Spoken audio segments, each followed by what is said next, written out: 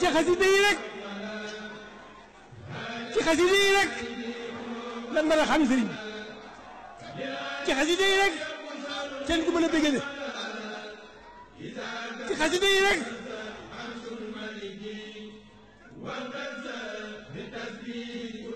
Donc nous passons maintenant à l'exposé, une petite conférence, si nous pouvons nous le permettre, sur la qasida Matlabul Fawzayni que nous avions commencé déjà. Et nous commencerons du vers Fajuttal yawma bi khayri minani jusqu'au vers Wa najjini wal muslimina min bala wal taqi jusmi'ana fi qabri bila, ce qui constitue 28 vers. Donc, dans ces vers, Cheikh Ahmadou Bamba, nous allons d'abord commencer par rappeler le contexte. Parce que le contexte ici, c'est que le Cheikh, il exprime déjà, rappelons que cette qasida constitue une œuvre qui est bâtie sur deux principes, ad-du'a wa shukru.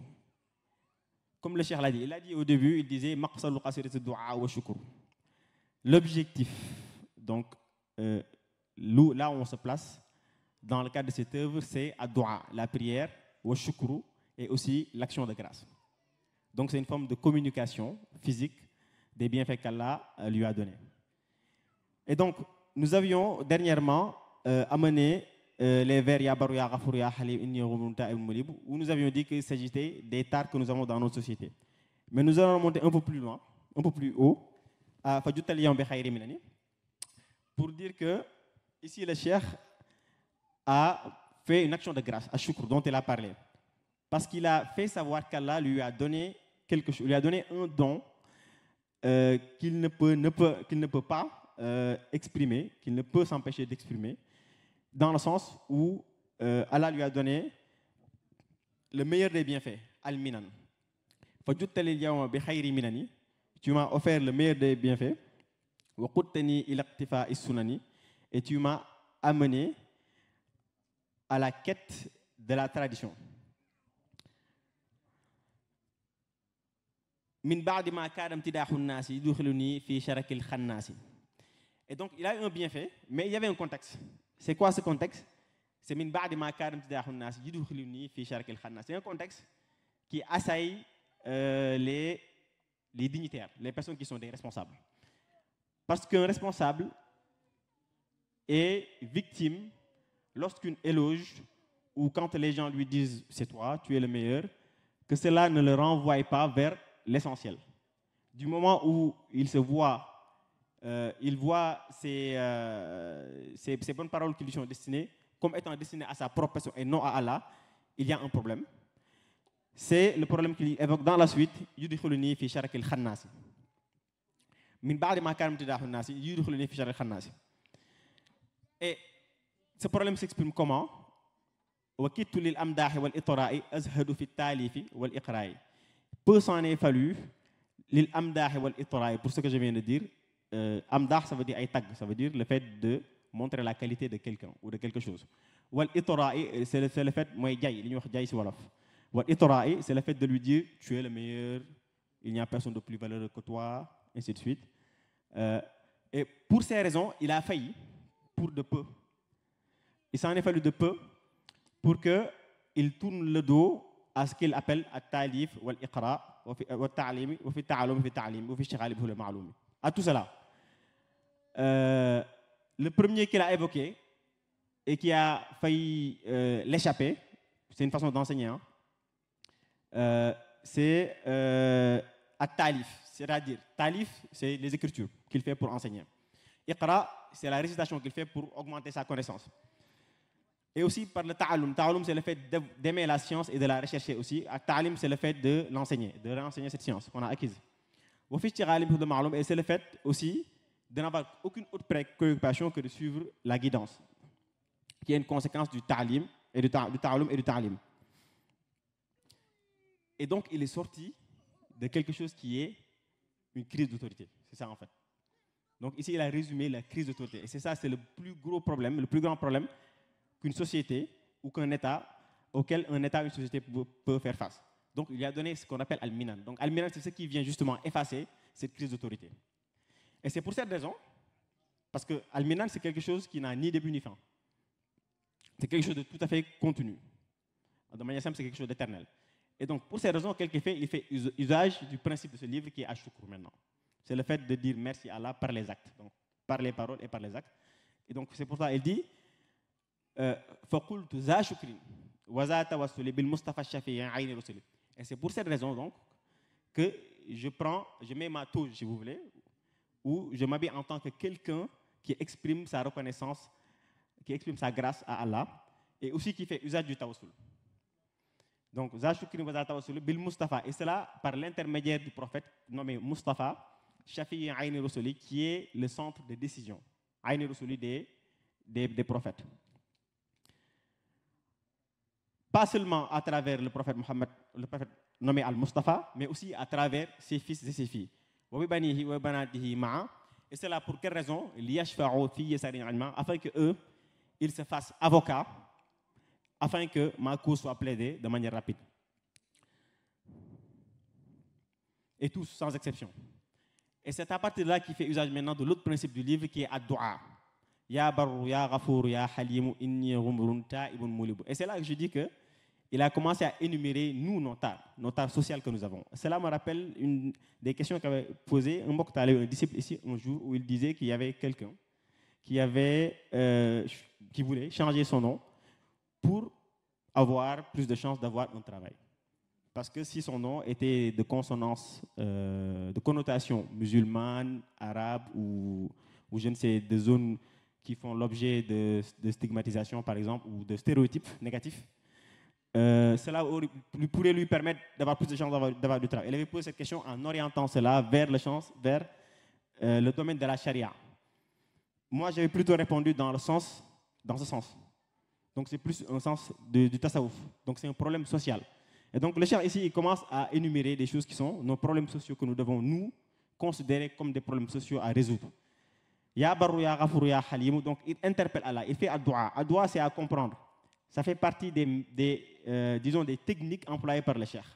Et comme je dis, cet ouvrage est bâti sur cette technique, donc du du'a et du shukr, de l'action de grâce. Qu'est-ce que c'est que ad-du'a?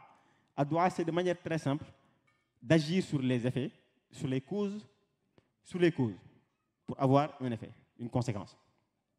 Et le cheikh le maîtrise mieux que quiconque. Le maîtrise. Donc, de manière simple, je dirais qu'ad-du'a, c'est la prévention. C'est une image que je donne, c'est une image. Donc, il appelle son Seigneur, il demande à son Seigneur, qui est Al-Barru, le bon, Ya Ghafour, qui est le pardonneur aussi, Ya Halim aussi, c'est celui qui est le doux. Et il dit, je suis. Il parle à la première personne. Mais sachez que la première personne ici est à renvoyer à Al-Mustafa. Parce que il dit, Bil Mustafa, plus haut. Il dit, Faqultu za shukrin wa za tawassuli bil Mustafa. Tout ce qu'il dit dans cette partie va se faire par l'intermédiaire d'Al-Mustafa. Al-Mustafa, c'est le modèle qui est bâti sur le prophète Muhammad sallallahu alayhi wa sallam. Et c'est un modèle qui représente l'individu, qui est voulu par l'islam. Donc, c'est l'individu qui parle. Donc, ici, c'est un problème individuel. Quel est ce problème de l'individu? J'ai un problème psychologique. Et nous devons tous nous remettre en question nos psychologies. Je l'avais dit, Cheikh Mountakha Mbacké l'avait dit. Il avait dit, nos problèmes, je vois qu'il y a 4 problèmes. Il avait dit à des ulama de Touba. Les vidéos sont disponibles sur YouTube. Ce que je vois, c'est que notre religion, notre dîne est légère. Je vois aussi que nous avons des problèmes mentaux. Nous avons un mental plus sain que ceux qui vont à Fan, qui ne vaillent, où la différence entre eux et nous n'est que d'un iota. En gros, nous sommes plus sains que ceux qui sont vers Fan, et cela n'est que de peu. En gros, nous ne sommes pas plus sains que ceux qui vont à Fan, quoi, en gros. Donc, ça veut dire que nous devons remettre en cause notre état mental. Pourquoi? Parce que tout être qui a un esprit saint, ne verra que son utilité se trouve sur la voie d'Allah. Tant qu'on ne voit pas que l'utilité de l'acte de l'homme, des paroles de l'homme se trouve dans la voie d'Allah, dans l'investissement dans la voie d'Allah, cette personne a un problème mental. C'est sûr. C'est une certitude. Donc, je suis atteint d'une maladie mentale. Taïb, ça n'empêche que je suis un repentant. Moulim, et je suis quelqu'un qui est blâmé pour quelque chose que j'ai peut-être fait. Le blâme, c'est quelque chose à éviter, c'est quelque chose qui est une interaction entre deux individus et qui est souvent issu du fait que quelqu'un parmi ces individus n'a pas rempli sa charge totalement, correctement. Donc, on continue sur les tares. Il appelle Ya Barru, Ya Rahman, Ya Wakilou, ô toi le bon, Ya Rahman, ô toi le clément, Ya Wakil, toi le garant. Inni Kasoulou Naïm Akoulou, je suis certes paresseux. Naïm, dormeur, Akoulou et gourmand. Ya Maliki, Ya Khaliq al-Anami, ô toi mon Seigneur, Ya Khaliq al-Anami, ô toi le créateur, le créateur des créatures qui vivent sur terre. Amid Hawaya, élimine ma passion profane, Khalilan Manami, et fais-moi réduire mon sommeil. Ya Khaliqi, toi mon créateur, Ya Kamil al-Sifati, ô toi qui as les parfaits attributs. C'est auprès de toi que je plains ma plénitude de défauts, tous mes défauts, le grand nombre de mes défauts. Et certes, tu es certes le majestueux, et aussi tu es certes celui qui gratifie de tes hommes, des awliya aussi, de la mission de confirmer ta religion. Dhul Ikram, celui qui honore. Fanajni, je te demande de bien vouloir me libérer. Et de faire moi et mes objectifs, d'en faire un. Que nous fassions un avec mes objectifs. Que j'atteigne, en résumé, que j'atteigne mes objectifs. Donc il a fait ses prières. Maintenant, il a utilisé le thème de Maram, mes objectifs, l'ensemble de mes objectifs. Qu'est-ce qu'il demande? Quels sont ses objectifs? Je sollicite auprès de toi. Donc, l'ensemble de mes objectifs se résume en cela, en ce fait, que je sois parmi ceux qui refusent d'avoir un autre pilier que toi. Donc, tout repose sur Allah. Et que je te suive, que je sois adorateur par la tradition du prophète nommé Al-Mustafa, par sa tradition qui est pure, immaculée. Ya Manistafa, ô toi qui choisis. Ya Ghafir az-Zunub, Ya Qarib, inni Ubaydun ha huna gharib. Toi qui pardonnes les péchés. Ya Qarib, toi qui es le proche. Inni Ubaydun, je ne suis qu'un petit adorateur. Ha huna, ici, en ce lieu. Gharib, et je suis tout seul. Je n'ai pas d'assistant. Et je te demande, li habbizaka wa li ikhwani jami' par cette œuvre, de m'offrir à moi et à tous mes frères le bien-être dans les deux demeures, un véritable bien-être, Ya Sami'u, toi qui entends les prières. On est toujours dans le cadre de ce qui est sollicité par le Cheikh. Il demande qu'Allah lui offre par cette prière l'acceptation de ces prières, de ces demandes, Bil Mustafa, toujours par le prophète qui est nommé Al-Mustafa, Wal Ali, ainsi que par le biais de sa famille, Wal Sahaba, et par ses compagnons. Et là, il commence maintenant à demander ce qu'il demande à travers la famille du prophète sallallahu alayhi wa sallam, d'abord à travers ses fils, Qasim, Ibrahim, Tayyib, Tahir, puis à travers ses filles, Ruqayya, Zainab, Kalsoum et Fatima. Donc il demande, Habli khayr al-qism fil maqasimi, walizawi ad-din bi jah al-qasim. Offre-moi la meilleure, de manière simple, littérale, section. Section, ça veut dire une part, parmi les différentes parts. De manière simple, ce sont les subdivisions d'une organisation.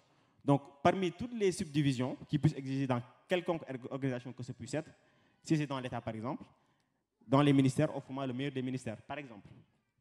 Donc, offre-moi la meilleure subdivision d'une organisation, ainsi que ceux qui sont les hommes de religion, et cela offre-le-moi par la valeur que tu as donnée à Qasim, qui est un des fils du prophète Mohammed sallallahu alayhi wa sallam.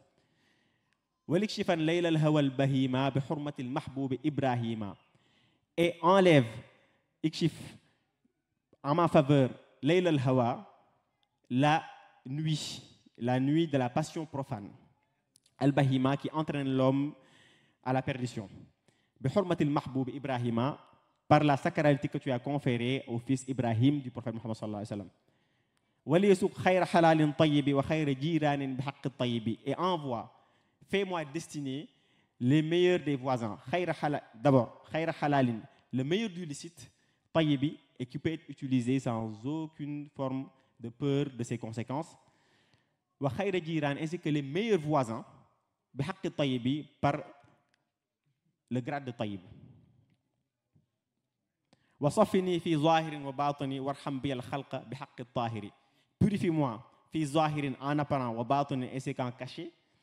Warham bi al khalqa, et fais miséricorde aux créatures à travers moi, par mon biais, bihaqqi tahiri, par la considération que tu as attribuée, que tu as donnée à Tahir, qui est un fils du prophète Mohammed sallallahu alayhi wa sallam.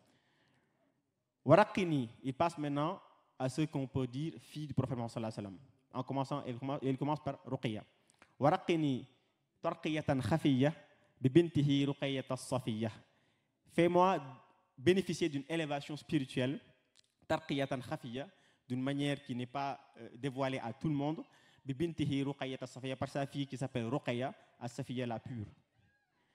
Waqi adai aqraban wa ajnaba wa musliman wa kafiran bi Zaynaba. Préserve-moi du mal qui vient de l'extérieur. Préserve de mon mal. Waqi adaya, de mon mal. Aqraban, quiconque est proche de moi. Wa ajnaba, et quiconque a une proximité physique, tout simplement, vis-à-vis de moi. Wa ajnab aussi, donc c'est ajnab. Waqi adai aqraban wa ajnaba wa musliman, ainsi qu'à tout soumis, quelqu'un qui applique les lois d'Allah. Wa kafiran, et toute personne qui nie Allah. Bi Zaynaba, et cela fait-le par considération à Zaynab. Wa ummani bil khayri was salama bi ummi kulthum ila al qiyamah. Et dirige-toi vers moi par le bien, ce qui est positif, was salamata, ainsi que par la paix, bi ummi kulthum, par considération à ummi kulthum, par la valeur d'ummi kulthum, ila al qiyamah, et cela jusqu'au jour du jugement dernier.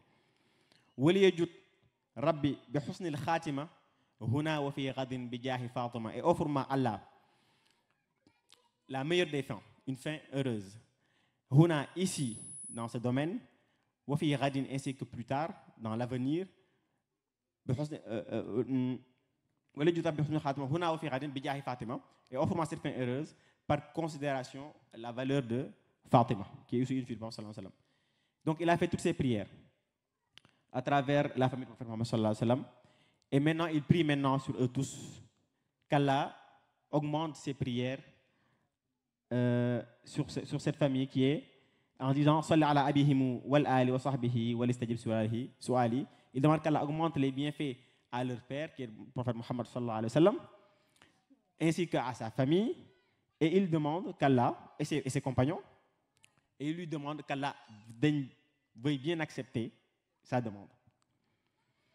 Maintenant, il prie avec 3 derniers vers qui constituent, de mon étude de cette œuvre, de cette partie, une conclusion de ce qui partait de Fujut Liliya bi khayri mani.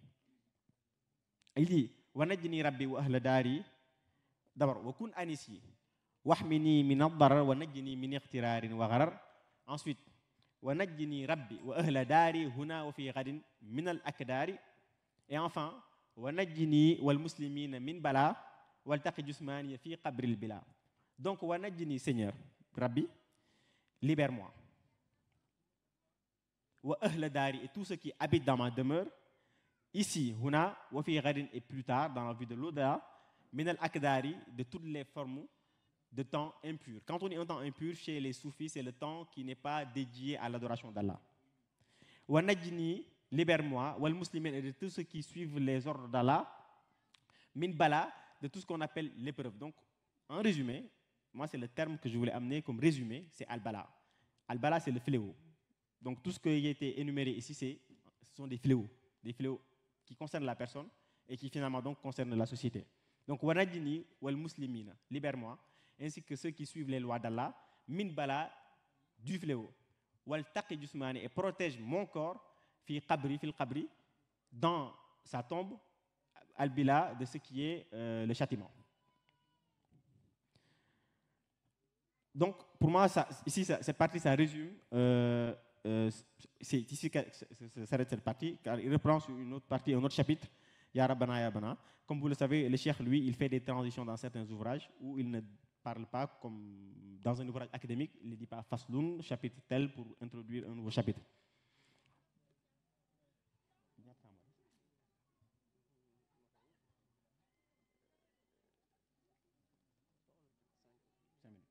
Ok. Donc, comme je disais, nous pouvons méditer sur cet enseignement du Cheikh. Donc, c'est un enseignement. Comme dit Seigneur Mamour Mbacké hier, Cheikh Ahmadou Bamba, quand il enseigne à quelqu'un, il fait au plus vite, il fait du plus efficace. Il demande à son Seigneur de faire, de manière simple. Il veut que la personne soit éduquée, il demande à son Seigneur d'éduquer cette personne, mais cette personne devient éduquée. Mais c'est à la personne qui a reçu le message de comprendre qu'il veut qu'il soit éduqué et aussi de prendre maintenant les initiatives pour être éduqué, car dès qu'il engage l'initiative, cette éducation devient quasi systématique. Et j'aimerais quand même venir sur certaines terminologies qui sont importantes ici. D'abord, Ad-Dua.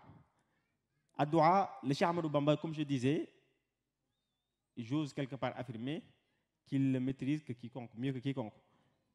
Prenons simplement comme exemple le fait qu'il comprenne l'identité d'Allah subhanahu wa ta'ala. Cheikh Abdul Ahad, le major, je l'appelle le major, moi Jambaru Jambari, il a précisé qu'Allah nous a montré son portrait dans le Coran.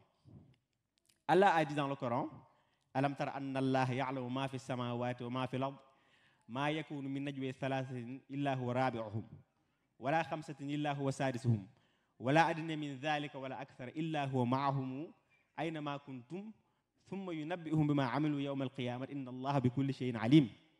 Cheikh Abdul Ahad a dit que c'est le portrait d'Allah. Et personne ne doute du fait que c'est comme Allah dit, il a dit que c'est son portrait, c'est véritablement le portrait d'Allah. Et Allah, qu'est-ce qu'il dit? Il dit, Allah dit qu'il connaît tout ce qui est dans les cieux et tout ce qui se trouve dans la terre. Il n'y a 3 personnes sans qu'il ne soit le 4e, il n'y a 5 sans qu'il ne soit le 6e, et toute assemblée retrouvera Allah au sein d'eux. Il sait tout ce qu'ils font, il enregistre tout et il le restituera au jour de la résurrection, car Allah sait tout. Et qu'est-ce qu'il en a tiré? Cheikh Abdullah nous a dit que Cheikh Ahmadou Bamba, dès qu'il a connu cette identité d'Allah, il s'est investi à ce que ce temps soit fructueux. Aucun temps perdu. Nous savons tous, il a dit Cheikh Ahmadou Abdullah, que les gens ne connaissaient le sommeil de nuit qu'après son départ. Personne ne dormait la nuit car il donnait tout le temps des instructions, des choses à faire, de son être. Donc, il connaissait l'identité, le mieux, l'identité de notre Seigneur, il connaissait l'identité de notre Seigneur. Ce qui fait que Ad-Dua prend tout son sens chez le Cheikh Ahmadou Bamba, parce que, comme je disais, Ad-Dua, c'est le fait de demander. Mais qu'est-ce qu'on demande? Il faut savoir ce qu'on demande, car Allah ne renvoie jamais bredouille l'invocation de son esclave, de son adorateur, jamais. Mais, quelque part, le sujet peut se trouver dans le fait que nous ne savons pas ce que nous demandons. Mais le Cheikh Ahmadou Bamba, lui, il sait parfaitement ce qu'il demande. Pourquoi?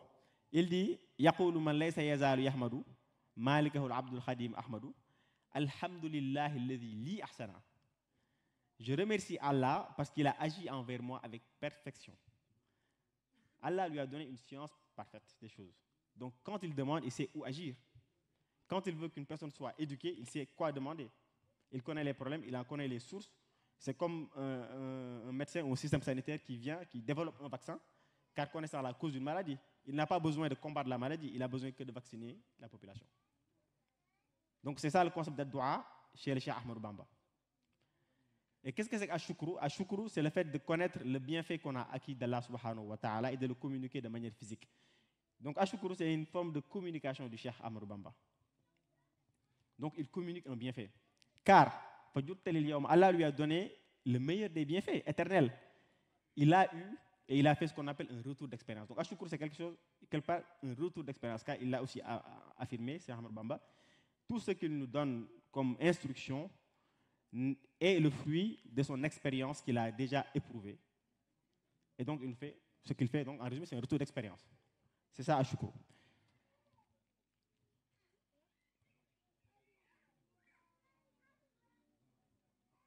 Et donc, j'aurais voulu quand même faire une aparté sur Al-Mustafa, mais je pense que je vais laisser cela jusqu'à une autre fois, Inch'Allah. Et je demande donc certainement, je présente mes excuses à tout le monde déjà, pour ceux qui auraient été imparfaits dans ces propos. Et je dis assalamu alaikum wa rahmatullahi ta'ala wa barakatuhu à tout le monde.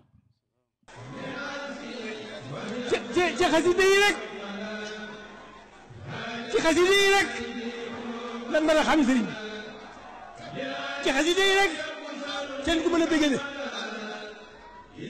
ci xasida yi rek